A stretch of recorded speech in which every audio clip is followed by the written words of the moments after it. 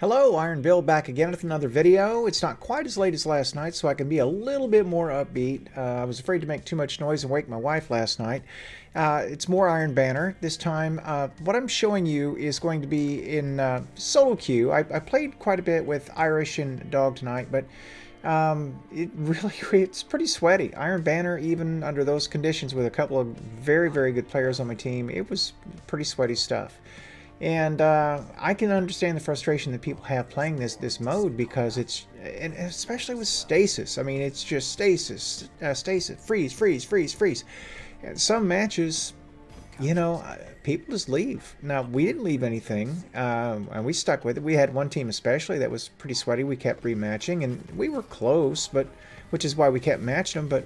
But yeah, it was just a very frustrating experience. And what made it worse, and ordinarily I wouldn't care about that, but what made it worse was that silly quest that they put in to Iron Banner every season, and they include the power kill portion of it on step 2.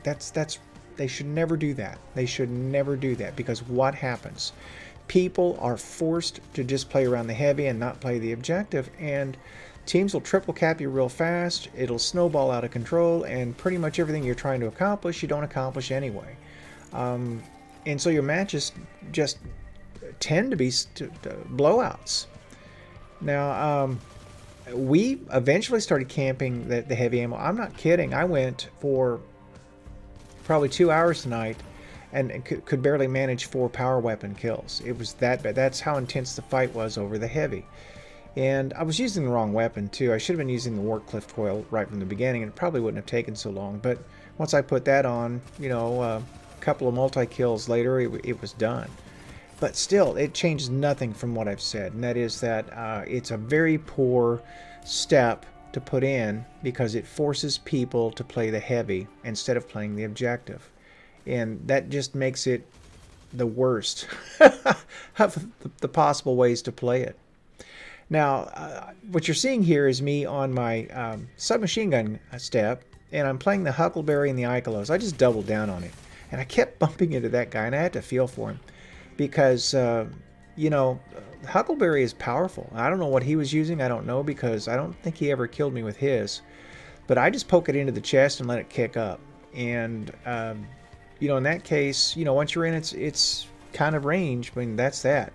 The trick with this gun, of course, and any SMG, is to close into that place where you're inside of effective hand cannon range. That is, that you can compete, but you're not in the place where shotguns can end it in one shot. And it's just a sweet spot that you've got to get into. This gun has some pretty good legs, but where that guy was with his long-range weapon, he had the advantage, and there was no way in the world I was going to face him down there. So I have to pick and choose my fights. Now, in some of these matches, I was super aggressive and really just rushed at people. Like, I should have been reloaded when I walked into that fight, and I might have won it. There's that. He got me with the 7th Seraph, which I think the Huckleberry just eats that gun's lunch. My opinion.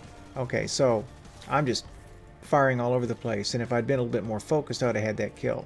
But I wasn't, and I didn't. And this guy manages, I toss a grenade and force him out of there, but he jets off to the left, and he escapes. And I'm not going to chase him, because he's using Wither Horde, and I figure I'd just walk right into Wither Horde and make a bad situation even worse. You know, sometimes when you don't accomplish what you want, don't make a foolish mistake and follow up and do something even dumber.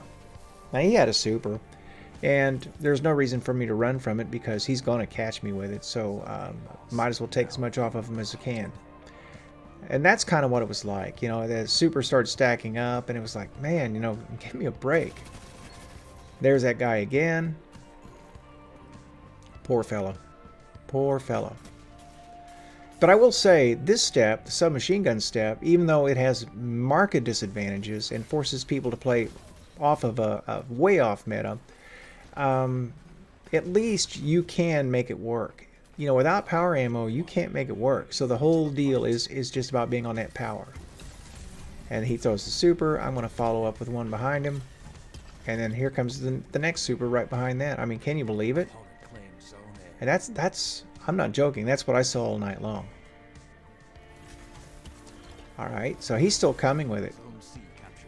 It finally breaks down. You always know that they're done when they throw that last wall. And our super defended it.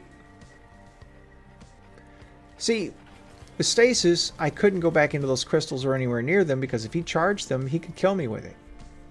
You know, it just kind of leaves you in a bad place. Stasis just imbalances the game in a really bad way. Because many of especially on the Titan, stasis, there aren't very many counters for it. And I've got this guy to my right, and I just ignore him. If I'd started with him, I might have gotten them both. That's just my lack of situational awareness. That's on me. Back to my teammates, Irish and Dog. They of course put up their spectacular numbers tonight, but they too saw the frustration of trying to collect ammo for the bounties and that sort of thing. Yeah, I hung in there long enough. See, that's following a bad play with a bad mistake, and I'm just checking out where I'm at. I think it was, what, 13 there? Something like that. I made a bad choice and stayed in his grenade and died, so I just handed him a kill. But I'm trying to be aggressive. You know, a little bit more CQC with the submachine gun. That's a bad choice. We wound up taking him down, but he got me, and that just didn't help. You know, they can trade like that where they're at because they're 19 points up. We need to be making progress with them. I know this guy's going to pop over the top. I know he's going to have a shotgun. I'm not going to stand there and wait for it. Look at that. This poor guy. Esh. And then I just stay here and try to lane it, and I get sniped. Of course, they're spawning behind me now, so what could I expect? We flipped the zone. That's me not being aware of where my teammates are positioned and what it's going to cause. That happens a lot. Happens a lot. If I would just keep moving forward for the most part, then it couldn't happen to me. Am I right? This guy comes in and yeah, he thought he would just reverse that and come right back at me. But the Nova, or the Void melee on the Warlock is powerful. I've got Controverse Holds on. They don't really boost it. They boost the charge rate on my grenades. But yeah, it's not bad. And see, once again, I just stand there in it because what else you gonna do? There were 3 of them there. 2 of them running behind the super. I was dead no matter what. If you run, you only die tired, as the expression goes. And he's going to shot. No, I get him. I thought that guy shotgunned me ultimately. And so, Huckleberry, I will say this. If you get on the portion of the quest, which ultimately you will, and you're going to need submachine gun kills, I recommend this. You know, if you do get headshot kills, which I'm not doing a very good job of, precision kills are going to reload my clip, and I'm going to have basically rampage. And if you can get a group of people together and start training your kills, it potentially could be a beast. So I'm not doing too bad. I mean, we're losing, but I'm getting kills like I need to.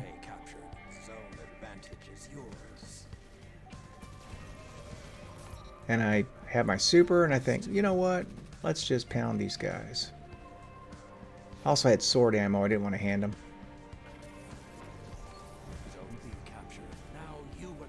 I missed with that. Can you believe I missed with that?